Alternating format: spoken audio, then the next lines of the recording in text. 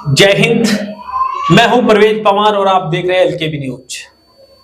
उत्तर प्रदेश की 9 विधानसभा सीटों पर विधानसभा चुनाव हुए, जिसमें 7 सीटों पर भारतीय जनता पार्टी और 2 सीटों पर सपा ने जीत दर्ज की। लेकिन बहुजन समाज पार्टी और आजाद समाज पार्टी के बीच एक अलग ही जंग छिड़ गई। यानी दोनों राजनीतिक दल इस बात को लेकर जोर देने लगे कि कौन दलितों का सबसे बड़ा नेता है। क्या इस उपचुनाव ने एक संकेत दिया है? जिस तरह से चंद्रशेखर आजाद लगातार उपचुनाव को लेकर सक्रिय थे और बहुजन समाज पार्टी की सुप्रीमो मायावती पूरी तरह से चुनाव से नदारद थे, यहां तक कि उनके भतीजे आकाश आनंद भी चुनावी प्रचार में कहीं नजर नहीं आए। बसपा के बड़े नेता चुनावी प्रचार से दूर रहे। उसके बावजूद भी बहुजन समाज पार्टी का और आजाद समाज पार्टी के प्रदर्शन पर हम थोड़ा डिस्कस करेंगे और आपको बता दें कि बहुजन समाज पार्टी और आजाद समाज पार्टी में दलितों का जो हमने बताया आपको कि लगी हुई है, इस पे कौन अव्वल रहा है, इस वीडियो में हम इस बात को लेकर चर्चा करेंगे। उत्तर प्रदेश की फूलपुर, मंझवा, कठरी और इसके अलावा सीसा, मऊ, करहल, खैर, गाजियाबाद, कुंदरकी और मीरापुर, इन तमाम विधानसभा सीटों पर उपचुनाव हुए और आजाद समाज पार्टी ने दमखम से चुनाव लड़ा और बहुजन समाज पार्टी की हम आपको बता चुके कोई बड़ा नेता पूरे चुनावी प्रचार में नजर नहीं आया। आजाद समाज पार्टी ने सबसे अधिक वोट मीरापुर विधानसभा सीट पर हासिल किए, जिनकी संख्या 22,661 है।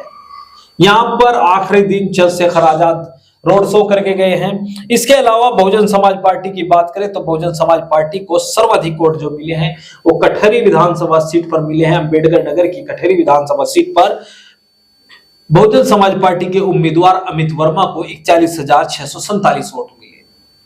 कई ऐसी सीटें हैं जिन पर हम बताएंगे, लेकिन बीच बीच में हम चर्चा करते रहेंगे लोकेश सलारपुरी जी से। बीएसपी और एएसपी क्या लगा? उपचुनाव में बड़े दावे किए जा रहे थे एएसपी के नेताओं के द्वारा। हालांकि बीएसपी तो निष्क्रिय थी। ये बताने की कोशिश की जा रही थी कि दलित मतदाता उनके पक्ष में लामबंद हो गए। अधिकतर सीटों पर तो 5,000 की भी आंकड़ा नहीं छू पाई।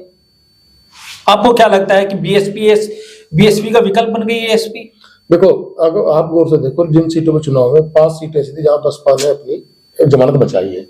आजाद समाज पार्टी कहीं जमानत नहीं बचा पाई। लेकिन एक खास बात जो मुझे महसूस हुआ है कि शायद अभी भी आजाद समाज पार्टी का जो थोड़ा बहुत संगठनात्मक ढांचा है वो शायद वेस्ट यूपी में थोड़ा सा है, लेकिन बाकी जगह यूपी में उतना नहीं है। लेकिन वेस्ट यूपी की गाजियाबाद पर मात्र एएसपी के उम्मीदवार को 6,304 वोट मिले। वेस्ट यूपी का गाजियाबाद सीट तो पहले से एक दूसरी टाइप की सीट है। वहां तो मोस्टली जो है बीजेपी का पूरा जबरदस्त प्रभुत्व रहता ही रहता है, शुरू से ही रहता है। वहां कभी वोट को जीत नहीं पाया। लेकिन अगर आप थोड़ा बहुत इसका वोट का परसेंटेज देखें तो आपको वेस्ट यूपी जैसे मीरापुर सीट है वहां ठीक ठाक मिला। एक आध सीट और है जहाँ थोड़ा बहुत वोट मिल गया। थोड़ा मुस्लिम बहुल्य सीटों पर कुंदरकी में भी ठीक ठाक 14,000 वोट मिले। जहाँ मुस्लिम बहुल्य सीट है वहां थोड़ा सा इनको ज्यादा मिला। लेकिन एक बात भी साबित हुई है कि मायावती का संगठन, जो बसपा का संगठन कैडर है, वो अभी भी कम से कम आसपा के मुकाबले ज्यादा मजबूत नजर आया इन उपचुनाव में। जिस तरह से चर्चाएं है कि बीएसपी का विकल्प बन गई है एसपी, तो लगता है कि 2027 में बन पाएगी। अभी इन चुनावों का रिजल्ट देखने के बाद तो इतना आसान मुझे नहीं लगता। आपको बता दें कि अलग अलग लोकेश जी में थोड़ा वो बता दूं, फूलपुर विधानसभा सीट पर उपचुनाव हुआ। उस सीट पर भारतीय जनता पार्टी ने जीत दर्ज की। सपा के मुस्लिम उम्मीदवार थे, अच्छे खासे वोट उन्हें मिले, जबकि मुस्लिम मतदाताओं की संख्या 40 से 45,000 इस विधानसभा सीट पर है। बीएसपी के उम्मीदवार थे जितेंद्र कुमार सिंह, उन्हें 20,342 वोट मिले, जबकि एएसपी के जो उम्मीदवार थे उन्हें 4,449 वोट मिले। यानी लोकेश जी 5 गुना कम, लगभग 5 गुना कम वोट मिले। कठरी में हम आपको पहले ही बता चुके हैं, अमित वर्मा जो बीएसपी के कैंडिडेट थे 41,647 वोट मिले और एएसपी को मात्र 5,152 वोट मिले। मंझुआ एक सीट है, वहां पर दीपक तिवारी बहुजन समाज पार्टी के उम्मीदवार थे, उन्हें 34,927 वोट मिले और एएसपी के शंभुनाथ थे, उन्हें 3,529 वोट मिले, यानी 3,529 वोट मिले। सीसा मऊ में बीएसपी के उम्मीदवार को 1,410 वोट मिले और एएसपी ने यहाँ उम्मीदवार नहीं उतारा था। करहल, जहां से अखिलेश यादव विधायक हुआ करते थे लोकेश जी, वहां पर अविनाश कुमार साके को बीएसपी ने अपना उम्मीदवार बनाया था और उन्हें 8,410 वोट मिले और एएसपी के प्रदीप कुमार को मात्र 2,499 वोट मिले। और सबसे महत्वपूर्ण इन विधानसभा सीटों में है खैर, क्योंकि ये सुरक्षित है, ऐसी आरक्षित सीट है। और यहाँ बीएसपी के पहल सिंह को 13,365 वोट मिले और एएसपी के जो उम्मीदवार थे उन्हें 8,269 वोट मिले। तो लोकेश जी सुरक्षित सीट पर भी बीएसपी से पिछड़ गई है एसपी। और गाजियाबाद की हम आपको बता चुके हैं, कुंद्रकी में चांद बाबू उम्मीदवार थे, मुस्लिम बाहुल्य सीट है, यहाँ पर 14,201 वोट मिले और बीएसपी को मात्र 1,099।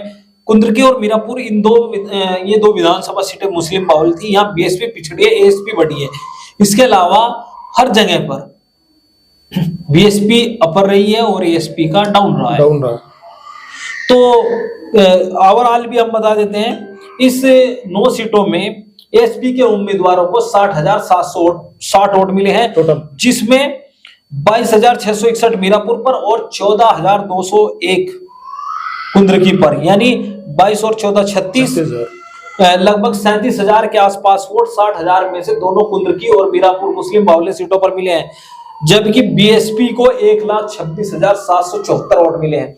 तो किस तरह से देखते हैं लोकेश जी? अब देखो भाई, ये चूंकि चुनाव तो बड़ा अजीब किस्म का चुनाव था, लेकिन 2 बात बिल्कुल साफ जाहिर होती है कि आजाद समाज पार्टी जहां मुस्लिम बहुल, जहां मुस्लिम ठीक ठाक है, वहां उनकी पकड़ मजबूत नजर आई, जहां मुस्लिम नहीं है वहां उनकी पकड़ उसके बसपा के मुकाबले कमजोर नजर आई।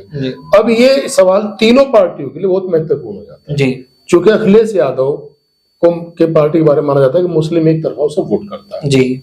अगर आजाद समाज पार्टी जहां मुस्लिम बहुल सीट है वहां थोड़ी उन्होंने अपनी बढ़त ली है जी, तो ये सपा के लिए सवाल खड़ा होता है कि क्यों, जहां बसपा ने जी अपनी बढ़त बनाई, तो भी सपा के लिए सवाल खड़ा होता है कि इसका मतलब अभी भी बसपा का कैडर वोट है और वो सपा की तरफ जाने थोड़ा सा कतराता है जी। तो ये भविष्य में तीनों पार्टी, मेरे ख्याल में समाजवादी पार्टी इस पर और विचार भी करेगी और शायद काम भी करेगी, लेकिन आजाद समाज पार्टी के लिए ये चीज जरूर अभी इन्हें भी बहुत ध्यान देना पड़ेगा कि आखिर इतनी चर्चाओं के बाद, इतनी कोशिशों के बाद आप अभी भी बसपा के कैडर वोट में आप पूरी तरह सेंध लगाने में नाकामयाब हैं। नहीं, इन 60,000 वोट में सोशल इंजीनियरिंग का भी वोट है, क्योंकि मीरापुर विधानसभा सीट पर एक बड़ी चर्चाएं थी कि झोजा समाज नाराज है और झोजा में बहुत बड़ा वोट बैंक है जी, बड़ा वोट बैंक है। और एएसपी के उम्मीदवार थे जो जाहिद हुसैन, वो झोजा समाज से थे, तो उनके भी सामाजिक वोटर रहे। बिल्कुल वही हुआ। और आपने कहा कि सपा के लिए भी खतरा है। इन सब के बावजूद जब ये आजाद समाज पार्टी भी 20-22 हजार वोट पर जा रही है, ओबीसी की पार्टी AIMIM भी 20,000 के आसपास जा रही है, उसके बाद भी 53,000 वोट सपा का उम्मीदवार हासिल कर रहा है। मैंने ये नहीं कहा खतरा, मैंने कहा उन्हें भी अपनी रणनीति के बारे में सोचना पड़ेगा कि आखिर मुस्लिम वोट क्यों गया। अब इसमें 2 चीज हो सकती है, या तो नॉर्मली वोट पड़े, लेकिन जैसे कि चर्चाएं हैं कि कहीं ना कहीं मैनिपुलेशन किया गया इस पूरे चुनाव में। एक चीज तो स्पष्ट हुई है कि मुस्लिम को वोट डालने से रोका गया, ये तो क्लियर था जी, स्पष्ट में कोई शक नहीं है। इसकी वीडियो भी हर जगह मौजूद है, मीरापुर सीट की, वहां की ककरौली की सब चीज मौजूद है। और आम चर्चा आम आदमी के मन में कि हाँ सीट चुनाव को मैनिपुलेट किया गया सरकार के द्वारा, क्या चुनाव आयोग ने मिलकर किया। अब इसमें क्या है, अगर मैनिपुलेशन कार्रवाई भी हुई है, जब चुनाव आयोग ने कुछ अधिकारियों पर कार्रवाई कर दी तो क्लियर है कि कुछ ना कुछ गड़बड़ी हुई है। यहाँ एक बात विचार करने की, अगर मैनिपुलेशन किया गया है तो जो आजाद समाज पार्टी को ये मीरापुर कुंद्रकी में भी अगर वोट मिल गया तो फिर मैनिपुलेशन का नतीजा भी हो सकता है, यानी जो वोट पीछे नहीं मिले बसपा को मिले, वोट आजाद समाज पार्टी को यहाँ और भी कम मिलता। क्योंकि अगर आपने ध्यान दिया हो, आपको मीरापुर विधानसभा में तो उपचुनाव में तो वो जो ओवैसी की पार्टी है जिसको में कहीं ज्यादा वोट नहीं मिलता, वो भी ठीक ठाक वोट लेगी 18-19 हजार का। मैनिपुलेशन का वहां भी थोड़ा सा कुछ चर्चा है। तो मुझे लगता है कि अगर मैनिपुलेशन से वोट मिला तो आजाद समाज पार्टी की स्थिति और भी खराब रही जी, फिर तो और भी कम वोट मिला है।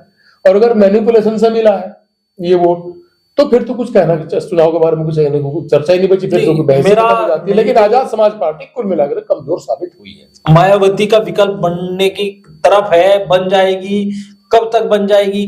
क्योंकि सबसे महत्वपूर्ण एक चीज है लोकेश जी कि चंद्रशेखर आजाद पूरी तरह से सक्रिय थे उपचुनाव में। वो जगह जगह रोड शो कर रहे थे, सभाएं कर रहे थे, लोगों के बीच जा रहे थे, अलग अलग जातियों के सम्मेलन भी कर रहे थे। लेकिन बीएसपी के नेता, चाहे वो बीएसपी सुप्रीमो मायावती जी हों, आकाश आनंद जी हों, इसके अलावा और भी जो बड़े नेता हैं, वो कोई चुनाव में सक्रिय नहीं थे। उसके बावजूद इतना अच्छा खासा वोट ले लिया। अगर बीएसपी सुप्रीमो मायावती सभा कर देती तो फिर क्या होता? शायद और बेहतर स्थिति हो जाती। हालांकि इसका सपा को नुकसान ही हुआ है, जहां वोट बसपा ज्यादा लेगी, सपा को नुकसान तो उसका हुआ है, क्योंकि वो पीडीए का फॉर्मूला था। लेकिन देखो अभी हम आजाद समाज पार्टी को खारिज तो इसलिए नहीं कर सकते कि वोट तो ले ही रही, कभी बसपा भी स्त्री वोट कम लिया करती थी, बाद में नहीं, बहुत बड़ी पार्टी बनी है। आज एक बड़ा सवाल लोगों के मन में ये है कि चंद्रशेखर आजाद 2027 में उत्तर प्रदेश के मुख्यमंत्री सवाल ही पैदा नहीं होता, ये तो आप भूल जाएंगे, ये तो संभव नहीं है। और मेरे ख्याल से भले वो चंद्रशेखर कहते रहे, इस बात को वो भी जानते हैं कि इतना आसान है, इतनी जल्दी नहीं है। यूपी है यार, बहुत लंबा संघर्ष करना पड़ता है।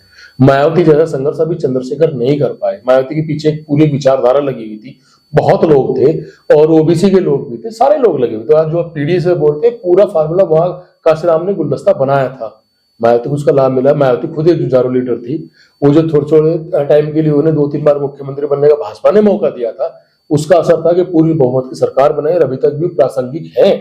अच्छा, हिंदुस्तान की राजनीति में प्रासंगिक मायावती अभी भी है। मीरापुर उपचुनाव में जब हम कवर कर रहे थे तो दलित समाज के बीच गए, दलित समाज के बीच दो विचारों के लोग हमें मिले। एक पक्ष का मानना था कि बीएसपी सुप्रीमो मायावती खामोश है, इसलिए चंद्रशेखर के साथ चल देना चाहिए। दूसरा ये था कि चंद्रशेखर दलित युवाओं को मुकदमों में फंसा रहे हैं, उनका भविष्य खराब कर रहे हैं। बीएसपी चीफ मायावती जो है वो शिक्षा की बात करती है, वो कहती है कि तालीम हासिल करो। तो दो चीज है, एक तो वर्ग कहता है कि चंद्रशेखर आजाद बेहतर है, वो हमारी आवाज उठा रहे हैं। दूसरा कहता है कि वो हमारे बच्चों का भविष्य खराब कर रहे हैं। आप क्या मानते हैं? देखो, आवाज उठाने का मतलब ये नहीं था कि मान लीजिए चूंकि चंद्रशेखर आजाद जो उग्र दलितवाद की तरफ चले हुए हैं, ये उग्रता तो ये वैसे और भी बहुत लोगों पर इल्जाम लगते हैं कि आप उग्र राजनीति करते हैं। हिंदुस्तान उग्र राजनीति को बहुत ज्यादा पसंद आमतौर पर करता नहीं है। ये सच है कि चंद्रशेखर की जो उग्रता वाली दलितवाद की राजनीति है, उसका दलितों को नुकसान भी है। मुकदमे तो लगे ही हैं जी, इसमें कोई शक नहीं है। जैसे कभी मुस्लिमों के ऊपर मुकदमे लगते थे, एक जमाने में ऐसा होता था, एक जमाना था वो चलता था। तो ये ज्यादा दिन इस तरह की राजनीति नहीं चल पाएगी। आपको जाना तो मूल मुद्दों पर ही पड़ेगा। आप उग्रता, आप किसी को भड़का के, भावनाएं भड़का के अपने साथ कितने ही लग सकते हैं। आप सामाजिक नेता हो सकते हैं, सामाजिक नेता कुछ दिन के लिए हो सकते हैं, लेकिन आखिरकार आपको अगर लंबी पारी खेलनी है राजनीति, तो आपको मूल मुद्दों पर जाना पड़ेगा। दलितों की मुख्य समस्याएं क्या है, उन पर लौटना पड़ेगा, उन पर काम करना पड़ेगा। चंद्रशेखर वो खूबियां कर सकता है, लेकिन फिलहाल तो मुझे वो उस तरफ बढ़ते हुए नजर आ नहीं रहे हैं। अभी तो मुझे वो थोड़ा एक क्या बोलते हैं, सोशल इंजीनियरिंग के भरोसे बैठे हुए हैं, और वो भी एक तरीके से उग्र वाली। ये गलत है, इसका नुकसान हो सकता है चंद्रशेखर को फिलहाल। और जहां तक 2027 में मुख्यमंत्री वगैरह की बात है तो भूल जाइए आप, संभव नहीं है। 2027 में बड़ा प्लेयर यहाँ भाजपा और सपा ही रहने वाली। सपा तो इस बार से भी ज्यादा हो सकता है सरकार बना भी ले, संभावना है पूरी। देखते हैं कैसे कैसे खेल चलता है। अभी तो बड़ा समय है, अभी तो टाइम है, लेकिन मुख्य खिलाड़ी जो है, जो चुनाव होगा वो सपा और भाजपा के बीच में ही होगा, ये तय है। चंद्रशेखर वगैरह की एक आध सीट की बात है, 2-4 सीट की बात है कि समझौता हो जाए, किसी साथ कोलैबोरेशन बन जाए, उस तक ही रहेंगे। अभी भूल जाओ आप, वो इस कंडीशन में भी नहीं आ पाएंगे कि कहीं मोल तोल भी कर रहे हैं चुनाव के बाद, वो भी कंडीशन नहीं बनने वाली है अभी। तो 2027 में को लेकर मैं उनको लिए कन्फर्म। तो आपको लगता है कि बीएसपी ही एएसपी पर भारी है अभी तक? इस उपचुनाव से तो यही नजर आया। हालांकि मायावती की पार्टी कभी उपचुनाव लड़ती नहीं थी। अभी ऐलान कर दिया बीएसपी चीफ ने कि अब उपचुनाव नहीं लड़ेंगे। जब धांधली होती रहेगी तो हम क्यों चुनाव लड़ाएंगे? नहीं, तो धांधली वगैरह को लेकर बहुत ज्यादा मुखर तो वो भी नहीं है। ऐसा नहीं है कि जो दलित का थोड़ा बहुत मोह भंग हुआ है वो उनकी वजह से भी हुआ, उनकी निष्क्रियता, उनकी बहुत सारी चीजों को लेकर ना बोलना। हालांकि बसपा का शुरू से इतिहास रहा है, वो सड़कों पर आमतौर पर कभी आते नहीं है, लेकिन फिर भी इसका नुकसान तो हुआ है। क्योंकि जो नई पीढ़ी जवान होकर आ रही है वो बड़ी तेजी में समस्याओं का समाधान चाहती है। थोड़ा बहुत चंद्रशेखर की कामयाबी के पीछे यही एक राज भी है, और वो हर कम्युनिटी में, वो हिंदू हो, मुस्लिम हो, दलित हो, थोड़ा उग्र पसंद करता है युवा। उग्र क्यों आता है? तेजी में समाधान चाहिए, और तेजी में समाधान लगता है शायद उग्रता है कि इसका माध्यम बन सकता है, तो इसलिए। लेकिन इसका ये कोई लंबे चलने वाली चीज नहीं है। तो बीएसपी और एएसपी में कौन किस पर भारी, इस पर लोकेश सलारपुर जी की राय आपने सुनी। आप भी अपनी राय कमेंट बॉक्स में दे सकते हैं। चैनल अगर आपने अभी तक सब्सक्राइब नहीं किया तो चैनल को जरूर सब्सक्राइब कर ले। वीडियो फेसबुक पेज पर देखा है तो हमारा फेसबुक पेज फॉलो करें। जय हिंद।